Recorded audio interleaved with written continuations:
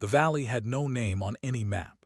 It existed only in the whispered warnings of forward operating bases scattered across the Hindu Kush, a place where Soviet gunships had burned, and where American Apache now refused to fly below 8,000 feet.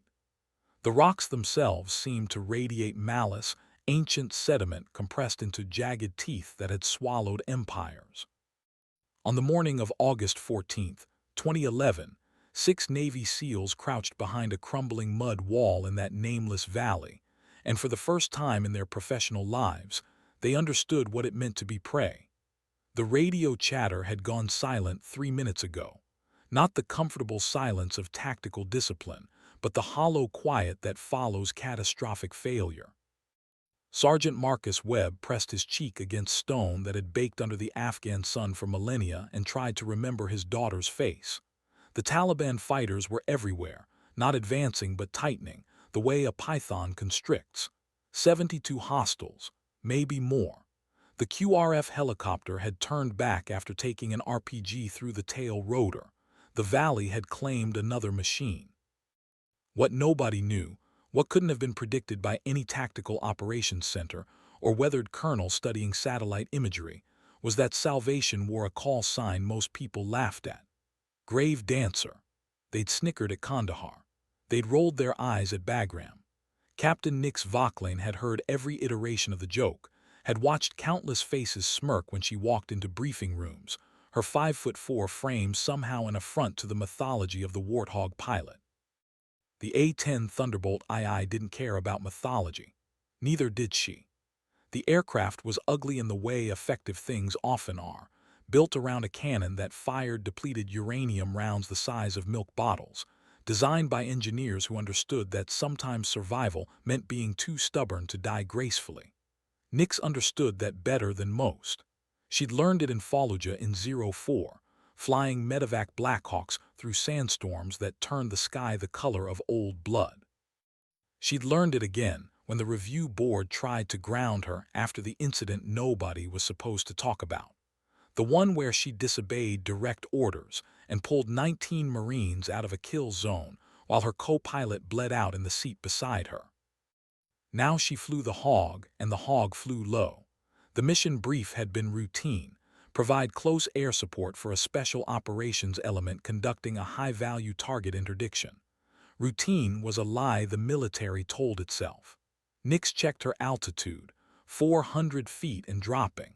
The valley walls rose on either side like the throat of some geological beast. Her wingman, Captain Reed Prophet Castellano, held formation 500 yards to her left, his A-10 painted in the same drab camouflage that made the aircraft look like flying scrap metal. Beautiful scrap metal. The radios crackled. Widow 7-1, this is Reaper 3-6. We are danger close. I say again, danger close on all sides. QRF is black. We need immediate suppression of enemy position or we are going to be overrun. The voice was steady, but Nix had flown enough combat sorties to hear what steadiness cost. She toggled her comm. Reaper 3-6, Widow 7-1, copy danger close. What's your location? The pause stretched exactly 2 seconds. 2 seconds was a lifetime when 72 rifles were finding their range. Grid November Whiskey 4782. We're the guys about to die in this fucking valley. Prophet's voice cut in on the flight channel. Widow lead, those hills are crawling. We're gonna take fire the second we commit. Nix scanned her instruments, her hands moving with the fluid economy of someone who'd made these motions 10,000 times. Altitude, airspeed, weapon status. The GAU-8 Avenger cannon mounted in the nose held 1,100 rounds. She'd need half that, maybe all of it. Then we take fire, she said. Her voice was flat, matter-of-fact, carrying neither bravado nor fear. Prophet, you're high cover. I'm going in. There was a pause. Prophet had flown with her for 6 months, long enough to know that when Nix Vauclin used that tone, the universe had already made its choice. Copy, lead, don't do anything I wouldn't do. That doesn't narrow it down much.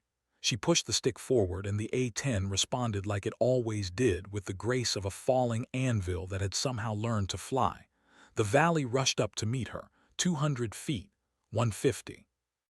The world compressed into layers of ochre and shadow, Taliban fighters visible now as dark shapes scrambling between boulders, muzzle flashes winking like malevolent stars.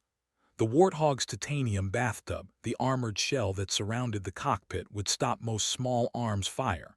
Most wasn't all. Nix didn't think about that. She thought about the 19 Marines.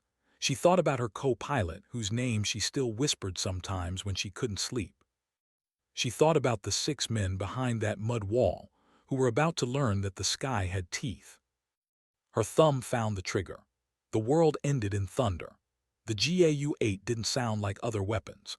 It produced a mechanical roar that predated language, a sound that bypassed the ears and resonated in bone marrow, in the ancient parts of the brain that remembered when humans were food.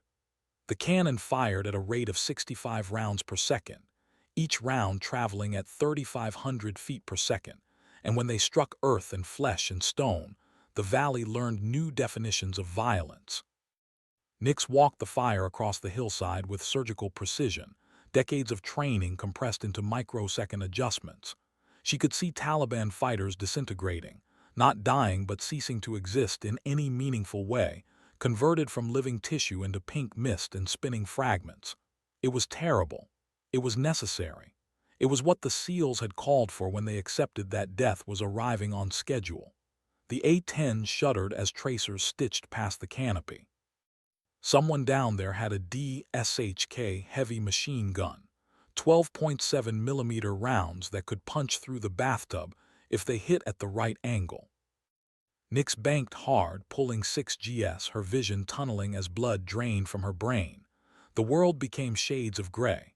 She grunted against the pressure, fighting her own physiology, and brought the Warthog around for another pass. "Widow lead, you've got multiple AAA emplacements lighting up," Prophet called. His voice was tight. He'd already engaged something on the eastern ridge. Nix toggled to the ground frequency. "Reaper 3-6, mark your position with smoke." "Negative on smoke, Widow. We're too close to hostiles. We're the guys not shooting at you." A different voice cut in, younger, with an edge of dark humor that only SEALs could muster while staring at oblivion. "And we're really fucking grateful for that gun run. Do it again." Nix checked her ammunition counter. 900 rounds remaining. The valley was 3 kilometers long. Simple mathematics suggested she was going to run dry before running out of targets. She ran the numbers anyway because that's what pilots did. They calculated the distance between possible and impossible, then flew it. The second pass was worse. The Taliban had recovered from their shock, and now every fighter with a rifle was firing upward, the cumulative effect creating a curtain of lead that the A-10 had to penetrate. Nix heard impacts against the fuselage, metallic thuds that registered as abstract information. The aircraft was taking damage. The aircraft was still flying. Therefore, the damage was acceptable. Logic was easier than fear. She squeezed the trigger again, and the Avenger roared its ancient language. Another section of hillside transformed into flying debris. She could see bodies spinning through the air, ragdoll physics applied to what had been, moments before, men with families and convictions and the absolute certainty that God favored their cause. Nix didn't think about that either. She thought about the 6 SEALs. She thought about getting them home. Everything else was atmospheric noise. "Widow lead, you're smoking," Prophet said. His voice had lost its casual tone. Nix glanced at her engine indicators. The right turbofan showed elevated temperature, but still within operational parameters. The A-10 had been designed by pessimists who assumed everything would get shot, so they'd built it to fly on one engine, with half a tail, with hydraulics failure. It was an airplane for people who expected the worst and planned accordingly. "I'm good," she said. She wasn't sure if she was lying. The third pass put her directly over the SEAL position. She could see them now, 6 figures pressed against the mud wall, one of them waving an IR strobe that showed up green in her targeting pod. They looked impossibly small, insects caught in the machinery of geopolitics and tribal warfare, and the brutal arithmetic of mountain combat. Marcus Webb had stopped thinking about his daughter. He'd entered that crystalline state that happens when death becomes so likely that the mind simply accepts it and moves on. He watched the A-10 make its run, watched the cannon fire, watched the impacts march across the hillside like the footprints of an angry god. The sound arrived a half-second later, a BRRRT that made his teeth ache. Somebody was screaming on the radio, but Webb couldn't process the words. He was watching the valley burn. Nix pulled up, the warthog climbing through its own gun's smoke. Her altitude hit 600 feet, then 800. She leveled out and checked her damage indicators again. The right engine was still hot. Hydraulic pressure in the primary system had dropped 15%. The port aileron was responding sluggishly. Aircraft was dying by degrees, but it was dying slowly, and slow meant she could still fly. Reaper 36, Widow 71, what's your status? The response came immediately, breathless with relief and adrenaline. Widow, that was beautiful. Say again, that was the most beautiful thing I've ever seen. Hostiles are breaking contact.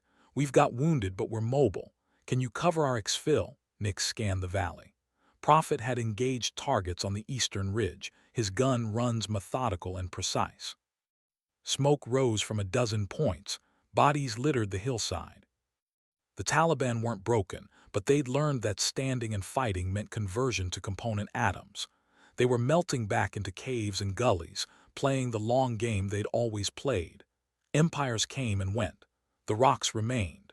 Reaper, affirm, will stay on station until you're clear. She didn't mention that her right engine was now officially overheating, or that she had maybe 2 more gun runs before the Avenger ran dry.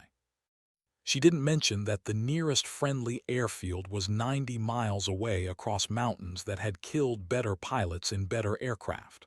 Marcus Webb and his team moved fast, bounding between cover, expecting at any moment for the valley to wake up again and resume the business of killing them. It didn't. The A-10s orbited overhead, impossibly ugly and impossibly welcome, and the Taliban stayed hidden because they'd remembered an old lesson. When the hog comes to play, you live by hiding or you don't live at all. The exfil took 40 minutes. 40 minutes of Nix nursing a dying engine, of watching her fuel gauge drop, of listening to Prophet provide updates on hostile movement, and trying not to think about the math. She had enough fuel to make it back. Probably. The probably was the part that kept military chaplains employed. When the SEALs finally reached the extraction point and the Chinook swept in to grab them, Nix allowed herself exactly 3 seconds of relief.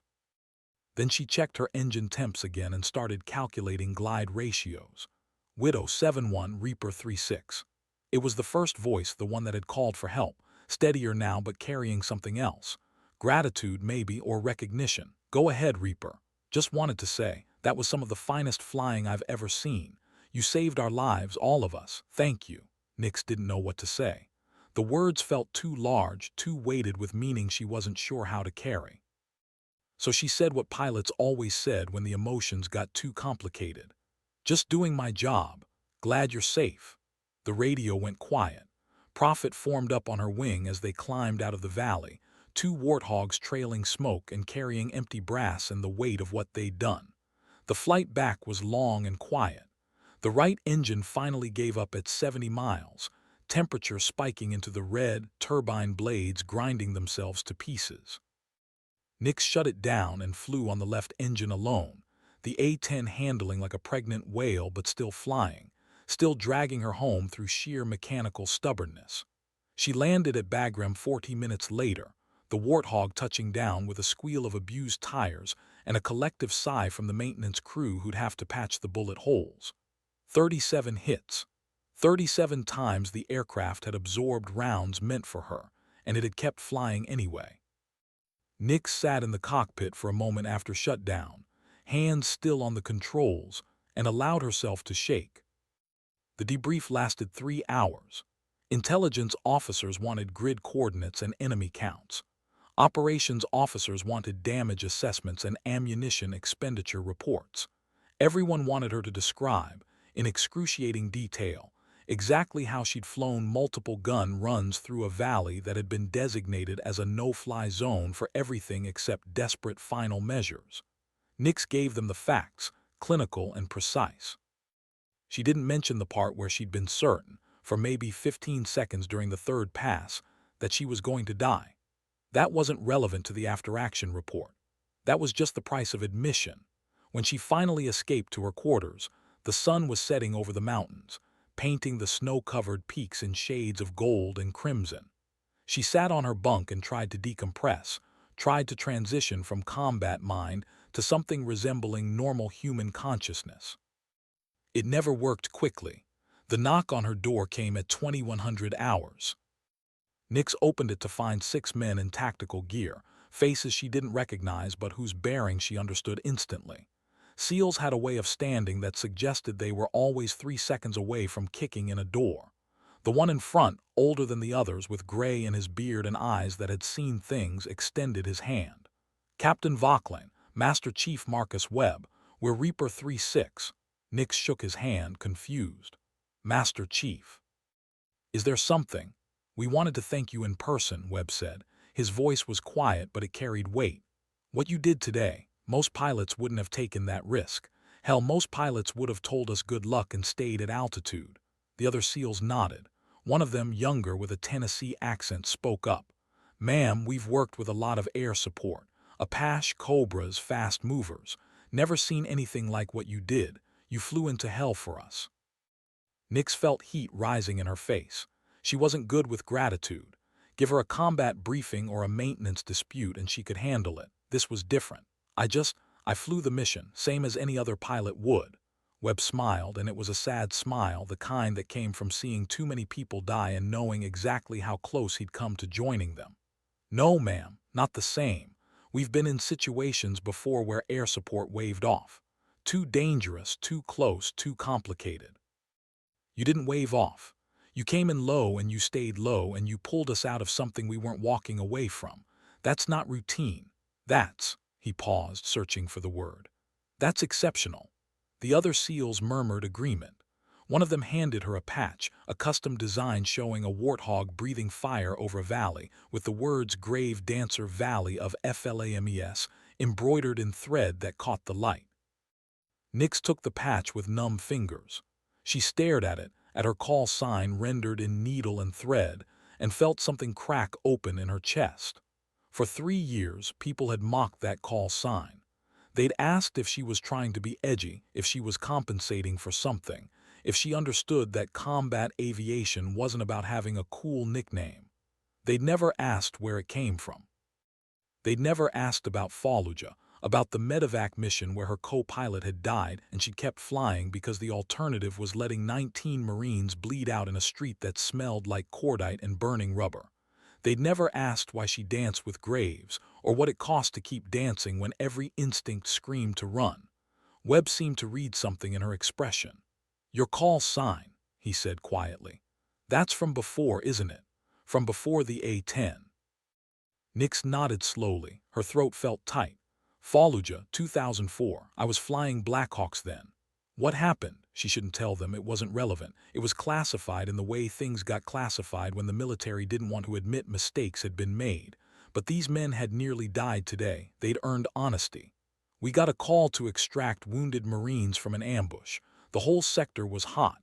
My co-pilot, Lieutenant Sarah Chen, Nix stopped. She'd said she wouldn't use generic names. Reality didn't care about narrative convenience. Chen had been real, had bled real blood, had died a real death while Nix flew. She took a round through the canopy, killed her instantly. I kept flying.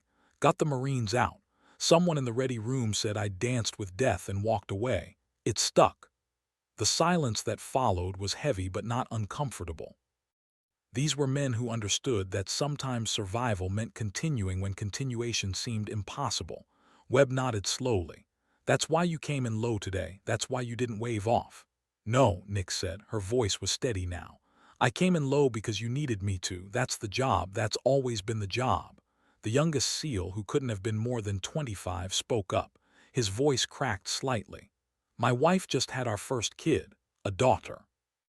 I got the call 2 days before this mission. I thought today I was never gonna meet her." He looked at Nix with eyes that were too bright.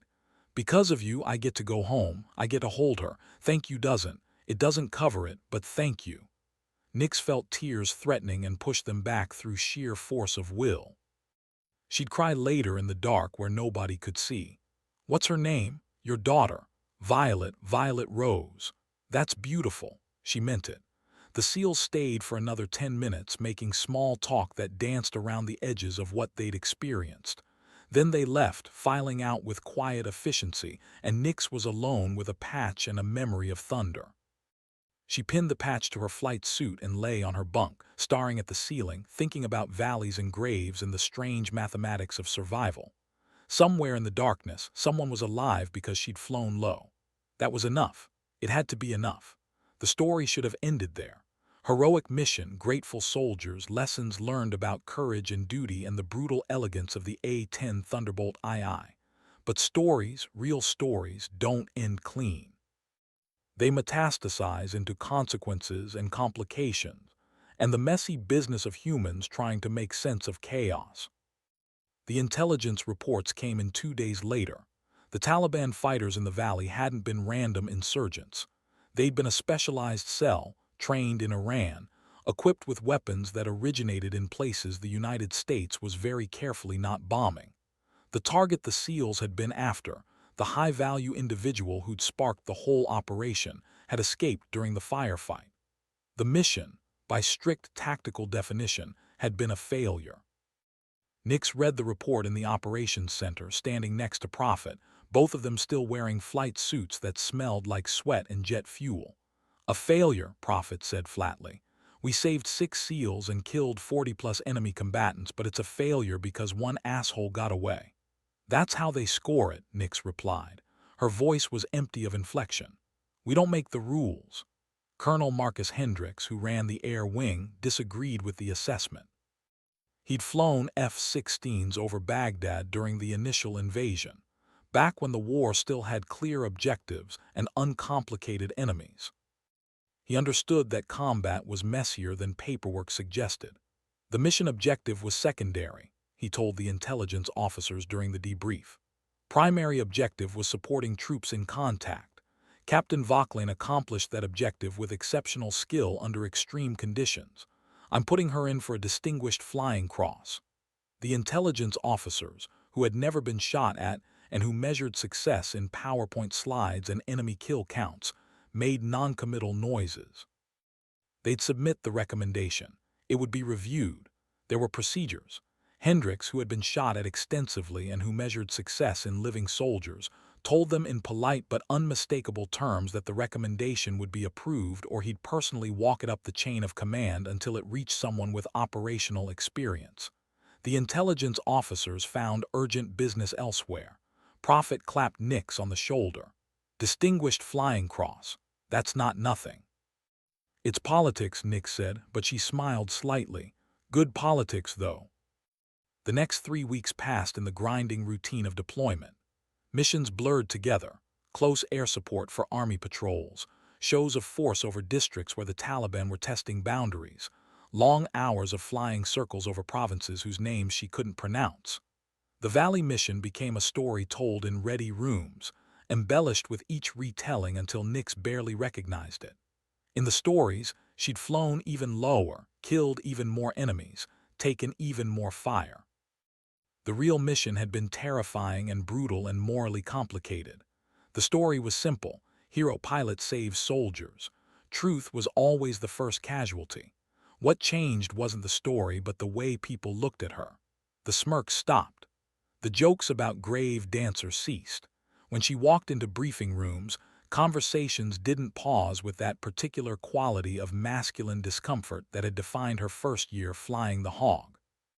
She was, through the strange alchemy of combat and survival, no longer a woman who happened to be a pilot. She was a pilot who happened to have saved 6 SEALs from a valley that ate helicopters. The distinction mattered in ways both subtle and profound. Nix noticed it most in the small moments. The maintenance crews who worked on her aircraft with extra diligence, checking systems twice, making sure the warthog that had brought Grave Dancer home would keep bringing her home.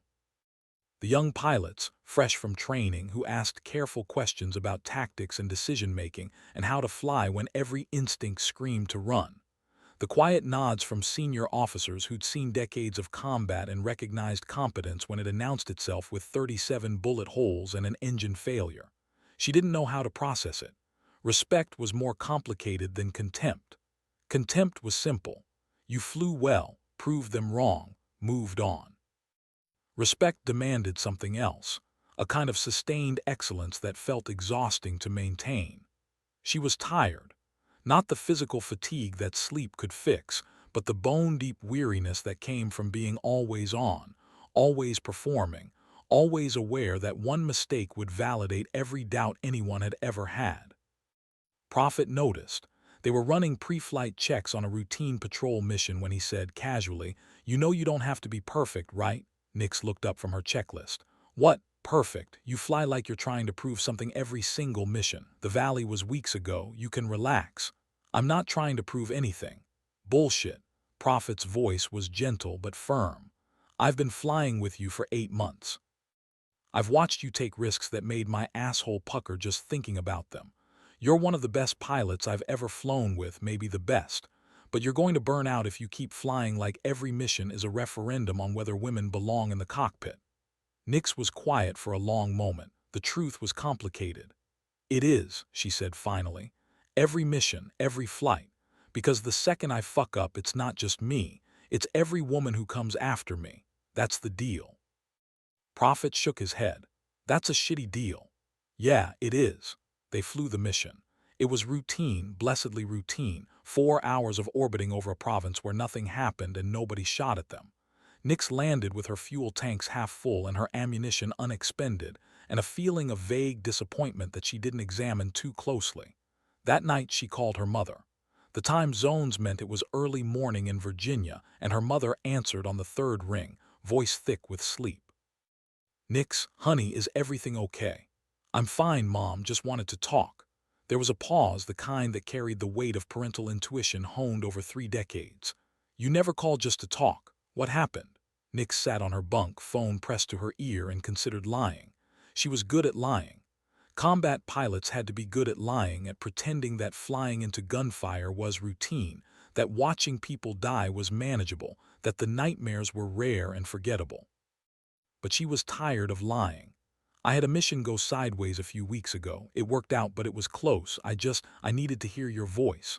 Her mother was quiet for 3 heartbeats. When she spoke, her voice was soft. "Are you taking care of yourself?" "As much as I can." "That's not an answer." "It's the only answer I have." Another pause, then, "Your father would be proud of you. You know that, right?" Nix felt something twist in her chest. Her father had been a Marine, had died in Beirut in 1983 before she was born, killed by a truck bomb that had ended 241 lives in a single morning. She'd grown up with his ghost, with stories and medals and a folded flag in a triangular case. "I hope so," she whispered. "I know so. You're doing what he did, protecting people who can't protect themselves. That's not nothing, Nix. That's everything." They talked for another 20 minutes about small things, civilian things, the weather in Virginia and her mother's garden, and whether the neighbor's cat was ever going to stop terrorizing the local bird population. Normal conversation, the kind that felt surreal against the backdrop of war and mountains and the memory of thunder. When they hung up, Nix felt marginally more human. She lay on her bunk and tried to sleep, but sleep was elusive. Instead, she thought about her father, about the choices that had led her from a childhood defined by absence to a cockpit defined by controlled violence. She thought about Lieutenant Chen, whose death had been instantaneous and whose absence still echoed. She thought about the SEALs and the Valley, and the strange calculus that measured success in breathing soldiers rather than accomplished objectives.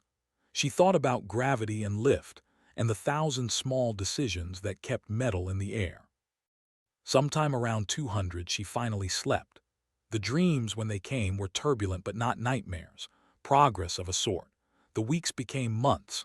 Fall slid toward winter, and the mountains accumulated snow that made them even more treacherous, more beautiful, more indifferent to the small dramas of humans killing each other in their shadows. Nix flew missions, accumulated flight hours, and watched the calendar count down toward the end of her deployment. She'd been in Afghanistan for 7 months.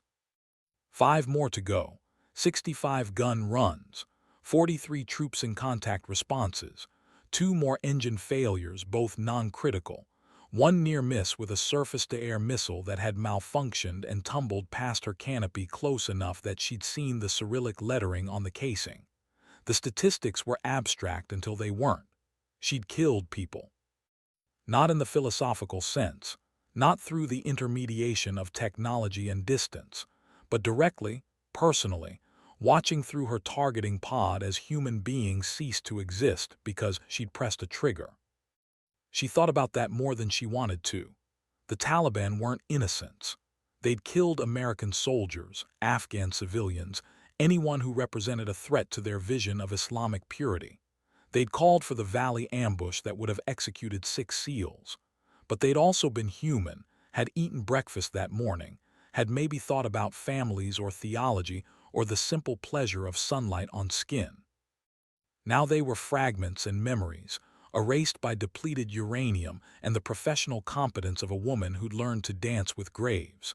Nix didn't feel guilty. Guilt was a luxury she couldn't afford. But she felt something, a kind of hollowness, a sense that every trigger pull carved away a piece of whatever optimism she'd brought to the war. She wondered if she'd have any optimism left by the time she went home.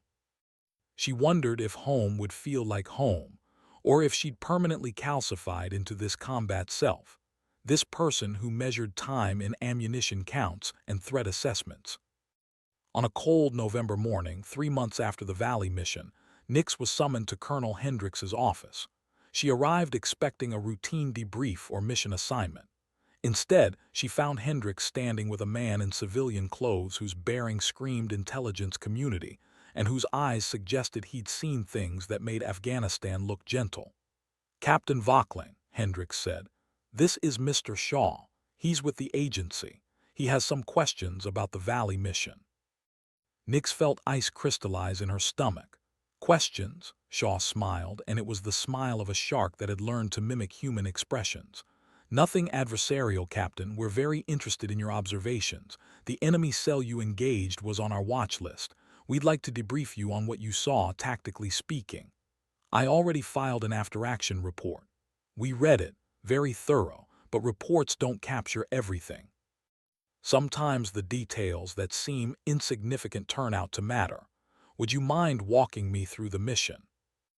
Nix glanced at Hendrix, who nodded slightly. Permission granted. For the next hour, she described the Valley mission in exhaustive detail. Shaw listened with the focused intensity of someone whose job required parsing truth from omission. He asked about weapons, about tactics, about the way the Taliban had positioned themselves. He asked about radio chatter, about whether she'd heard any non-Pashto languages. He asked about equipment, about whether any of the fighters had been wearing gear that seemed sophisticated or foreign. Nix answered carefully. She'd seen enough spy movies to know that intelligence debriefs were also intelligence assessments. Shaw was evaluating her as much as he was gathering information. When it was over, Shaw stood and shook her hand. "Thank you, Captain. You've been very helpful. Can I ask what this is about?" Shaw's smile returned, shark-like and empty. "Just connecting dots." "That's what we do." He left, and Nix was alone with Hendrix. The colonel sighed and sat down heavily, suddenly looking every one of his 53 years. "For what it's worth," he said, "that was a fishing expedition. The agency is trying to track Iranian influence in Taliban operations. Your mission intersected with one of their investigations. Am I in trouble? No, opposite. You're a data point in a larger picture.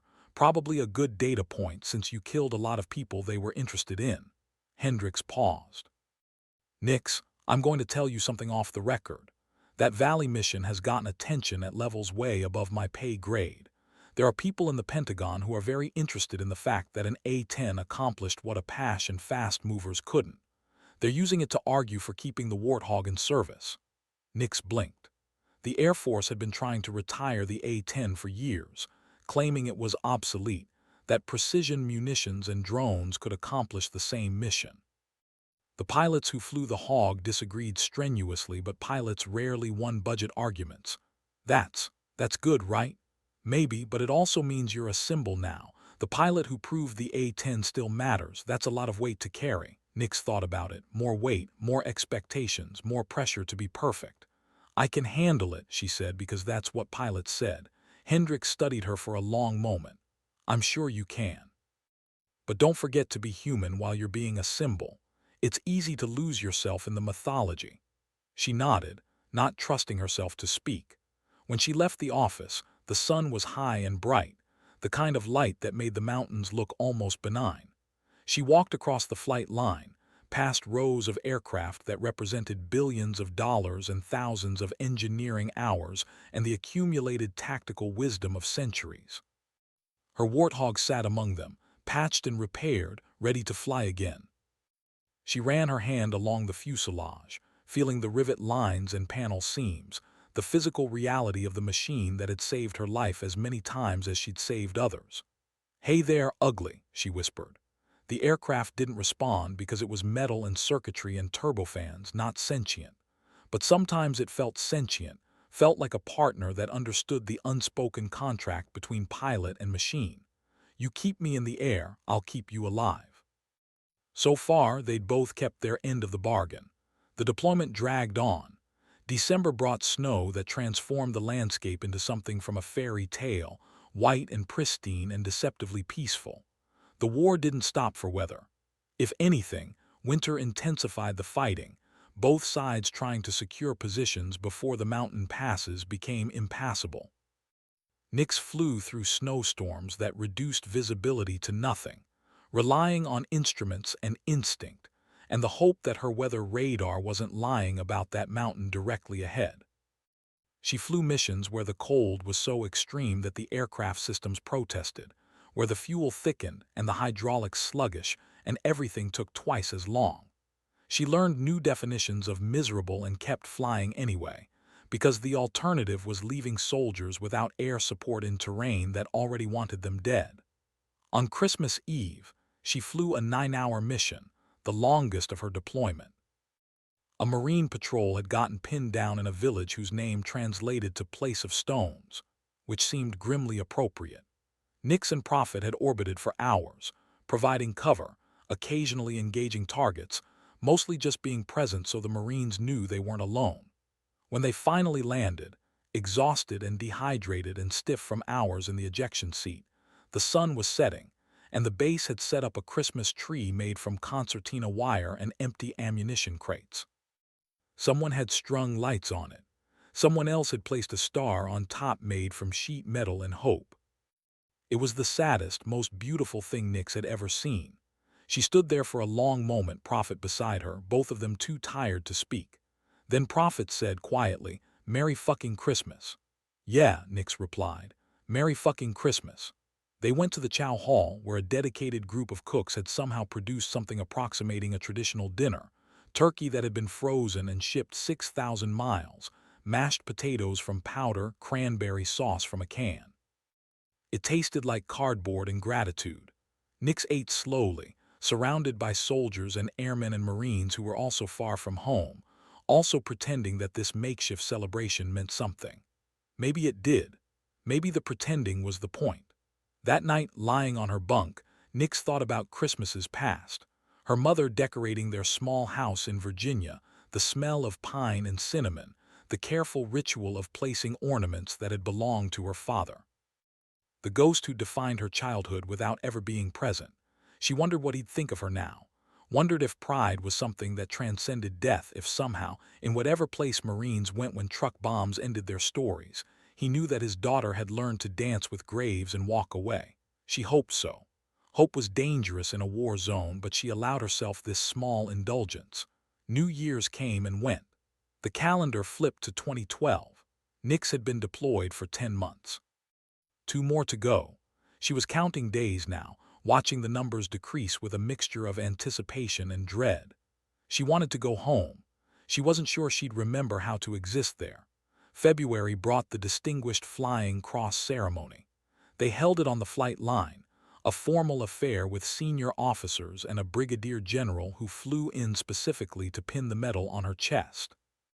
The citation was read aloud, describing the Valley mission in language that sounded both accurate and completely divorced from reality. Words like exceptional valor and decisive action under fire, and unwavering dedication to mission accomplishment. All true, all utterly insufficient to capture what it had felt like to fly through that valley, to feel the aircraft shuddering under fire, to know that 6 men would die if she failed. Nick stood at attention, wearing her dress uniform, the desert sun beating down, and felt profoundly disconnected from the ceremony. This wasn't her. This was Grave Dancer, the symbol, the mythological figure who'd saved the SEALs and proved the A-10's worth. She was just Nix Vauclain, a pilot who'd gotten lucky and who carried the weight of everyone who hadn't. When it was over, people shook her hand, congratulated her, took photos. She smiled and said thank you and played the part because that's what the moment required. Inside, she felt hollow. That night, she found Prophet in the ready room, studying mission briefings. He looked up when she entered, saw something in her expression, and immediately closed the folder. "You okay?" "I don't know," she sat down heavily.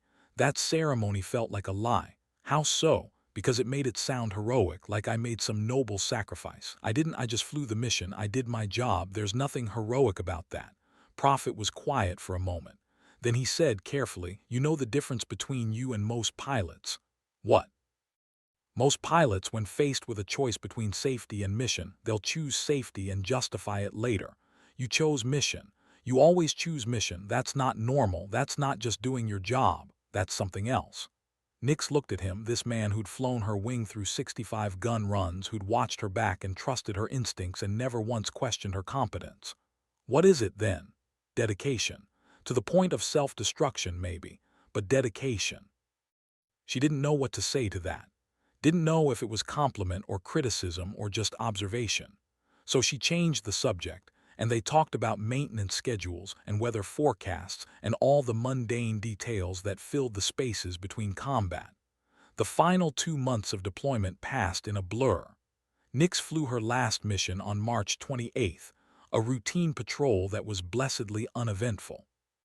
When she landed and shut down the aircraft for the last time, she sat in the cockpit for a long moment, hands on controls that she wouldn't touch again for months, maybe years. The Warthog had kept her alive. She'd kept it flying. The contract was fulfilled. She climbed out slowly, her body protesting after 12 months of physical stress and irregular sleep and the constant low-level adrenaline that defined deployment. The ground crew was waiting, ready to prep the aircraft for the next pilot. Everything continued. Her war was ending, but the war itself rolled on, indifferent to individuals. Prophet was there, grinning. "How's it feel?" "Weird," Nix admitted. "Anticlimactic. That's how it always is. You expect some profound moment, and instead it's just done."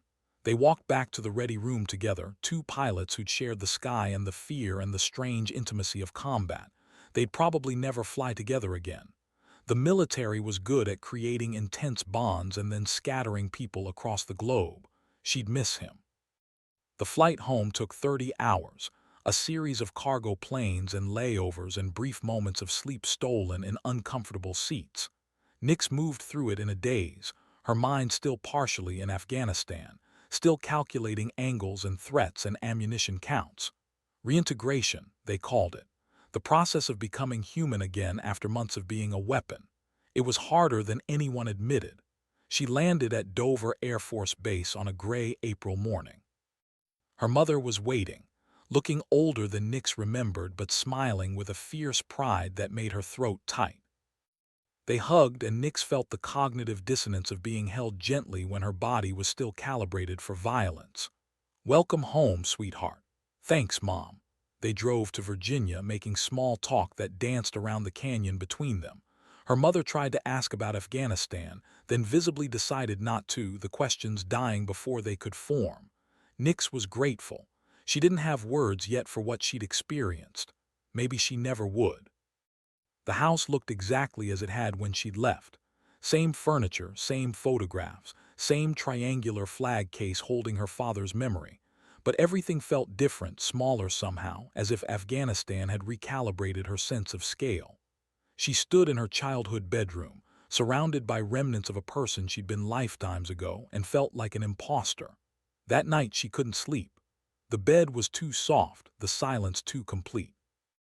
She was used to the sounds of a forward operating base, generators and distant rotor wash, and the occasional crack of gunfire that might mean combat, or might mean someone firing a warning shot at a dog. Virginia was quiet in a way that felt oppressive. At 300, she gave up and sat in the living room, staring at nothing. Her mother found her there at dawn, still awake, still staring. She didn't say anything, just made coffee and sat beside her daughter, sharing the silence. Nix appreciated that more than words. The next few weeks were strange. She was on post-deployment leave, officially given time to decompress and readjust. In practice, she spent most days feeling unmoored, disconnected from civilian life in ways she couldn't articulate. She tried to go to the grocery store and had a panic attack in the cereal aisle when someone dropped a box. She tried to drive and found herself conducting tactical threat assessments of every overpass and parked car. She tried to sleep and woke up at random hours, certain she'd heard an incoming mortar alarm. The nightmares came irregularly but intensely. Sometimes she dreamed about the valley, about the SEALs dying because she'd flown a degree off course. Sometimes she dreamed about Lieutenant Chen, about being unable to stop the bleeding.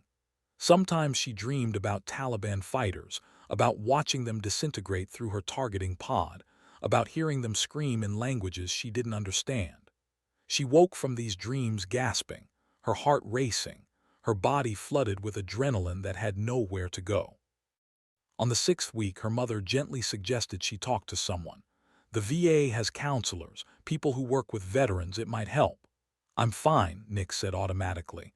Sweetheart, you wake up screaming 3 times a week. You're not fine. The truth of it was undeniable. Nix nodded slowly. Okay, I'll make an appointment. The therapist's name was Dr. Angela Reeves. She was maybe 50, with gray-streaked hair and eyes that had seen enough broken soldiers to recognize another one. She didn't push, didn't demand Nick spill her trauma in neat narrative format. Instead, she asked simple questions and listened to the complicated answers. Tell me about the valley, she said during their 3rd session. Nix hesitated. Then slowly she described it. The fear, the gunfire, the decision to fly low when every instinct screamed to climb. The sound of the cannon, the way bodies looked through a targeting pod. The relief when the SEALs extracted safely. The hollowness that had followed. You saved them, Dr. Reeves said when she finished. I did. But you can't stop thinking about it. No, Dr. Reeves leaned forward slightly. Why do you think that is? Nix was quiet for a long time. When she finally spoke, her voice was barely above a whisper. Because I keep thinking about how easily it could have gone wrong. 1 degree off course, 1 malfunction, 1 lucky shot from a DSHK and they'd be dead. And it would have been my fault. That didn't happen. It didn't happen this time. Dr. Reeves nodded slowly. You carry the weight of possibilities that didn't occur, the alternate timelines where you failed. That's not uncommon in people who have experienced combat, but Nix, you can't live in those timelines. You can only live in this one where you succeeded. Doesn't feel like success, feels like luck. Maybe, but you created the conditions for that luck. You trained, you flew well, you made decisions that saved lives. Give yourself credit for that. Nix wanted to believe her. The belief wouldn't come. But she kept going to therapy, kept talking, kept trying to reassemble herself into something resembling functional. Slowly, incrementally, it helped. The panic attacks decreased. The nightmares became less frequent. She learned techniques for managing the hypervigilance, the constant threat assessment that made civilian life feel alien. She learned that reintegration wasn't a switch that flipped, but a gradual process of recalibration. In July, 6 months after returning home, she reported to her new duty station, Nellis Air Force Base in Nevada. She'd been assigned as an instructor pilot, teaching the next generation of Warthog drivers how to survive and how to kill. The first time she walked into the briefing room, she felt the familiar weight of expectation. The students knew who she was. Word had spread through the tight-knit A-10 community. Grave Dancer, the pilot who'd saved the SEALs, the one with the distinguished flying cross and the legend. They looked at her with a mixture of awe and curiosity, and Nix felt the pressure settle onto her shoulders like a familiar burden. But this time, something was different. She'd spent 6 months learning to exist outside the cockpit. She'd learned that she was more than her missions, more than her call sign, more than the mythology that had grown around that valley. She was Nix Vauclin, daughter of a dead Marine, student of gravity and violence, survivor of her own expectations. That was enough. She started simply, "I'm Captain Vauclin. You can call me Grave Dancer if you want, but I prefer Nix. I'm here to teach you how to fly the hog in combat. Some of you have heard stories about missions I've flown. Forget them. Stories are bullshit. What matters is what you do in the cockpit when people are shooting at you. So let's start with basics." She taught them about tactics and weapon systems and how to read terrain. She taught them about decision-making under stress, about the calculus of risk that defined close air support. She taught them that competence was built from 10,000 repetitions of mundane tasks, that heroism was just competence applied under pressure. And she taught them, though she never said it explicitly, that being afraid didn't mean you couldn't fly. It meant you were paying attention. The students responded. Some of them would wash out, unable to handle the physical and mental demands. Others would graduate and go on to fly combat missions in valleys and deserts and mountains where people would try to kill them. A few might become exceptional. Nix gave each of them everything she knew, holding nothing back. The legacy of the valley wasn't the medal or the story. It was this: knowledge transmitted, competence cultivated, the next generation prepared to dance with graves and walk away. 6 months into her assignment as an instructor, Nix received an email that made her pause. It was from Master Chief Marcus Webb, the SEAL she'd pulled out of the valley. Subject line: "Thank you again." She opened it carefully. The message was short. "Captain Vauclin, I wanted you to know that my daughter Violet just turned 2. She's walking now, talking, getting into everything. I tell her stories sometimes, age-appropriate ones, about adventure and bravery. Eventually, when she's older, I'll tell her about you, about the pilot who made sure I got to come home to meet her. My team and I think about that day often. We think about you. Thank you for what you did. Thank you for the life you gave back to me. If you're ever in Virginia Beach, dinner's on us. Respectfully, Marcus Webb." Nix read the email 3 times. Then she wrote back, "Master Chief Webb, thank you for the update. I'm glad you're home with your family. That's what matters. As for that day, you would have done the same for me. That's the job. That's what we signed up for. But I appreciate the message more than you know. If I'm ever in Virginia Beach, I'll take you up on that dinner. Fair winds, Nix." She hit send and sat back, feeling something loosen in her chest. For 2 years, the Valley mission had existed as weight, as expectation, as proof that she was competent but also lucky, skilled but also desperate. Webb's email reframed it. She'd given a man the chance to watch his daughter grow up. That wasn't weight, that was meaning. The years passed. Nix continued teaching, accumulating flight hours and students who went on to their own deployments. Some came back changed. Some didn't come back at all. She attended funerals and wrote letters to families and tried to reconcile the mathematics of war. Lives saved versus lives lost. Missions accomplished versus soldiers returned home. The equation never balanced. In 2015, 3 years after the Valley mission, the Air Force finally decided to keep the A-10 in service. Budget negotiations had been fierce, with advocates arguing that precision munitions and drones could handle close air support. But too many soldiers had stories about the Warthog, about the distinctive sound of the GAU-8, about pilots who'd flown low when nobody else would. The Hog survived through the accumulated testimony of people who'd needed it and lived. Nix's mission was cited in the congressional testimony. Not by name, military bureaucracy maintained some discretion, but in terms that made clear what had happened. A pilot had flown into a valley that had repelled other aircraft, had engaged at danger-close range, had saved a special operations team through exceptional flying and disregard for personal safety. The implicit argument: this is what the A-10 does. This is why it matters. The decision made headlines. Nix read the articles with mixed feelings.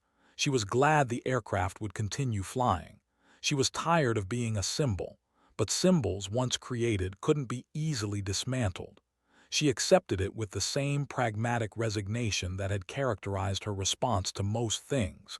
She'd handle it until she couldn't, and then she'd figure out something else. In 2017, she was promoted to major. The ceremony was standard, professional, attended by colleagues and students who respected her competence, if not always understanding her reserve. Nix wore her dress uniform and accepted the new insignia and gave a short speech about duty and the honor of serving. She meant every word. That didn't make them feel less rehearsed. That summer, she took leave and drove to Virginia Beach. Webb had extended the dinner invitation 3 more times over the years, and she'd finally decided to accept. They met at a seafood restaurant near the water, Webb and his wife and Violet, who was now 6 and bursting with energy that seemed incompatible with sitting still. Major Vauquelin. Webb stood and shook her hand, grinning. It's good to finally meet in person under circumstances that don't involve anyone shooting at us. Agreed. And it's Nix, please. Webb's wife, Anna, was warm and gracious in the way of people who'd learned to be grateful for things others took for granted. Thank you for coming. Marcus talks about you constantly. I think Violet's heard the story about the airplane lady 50 times. Violet looked up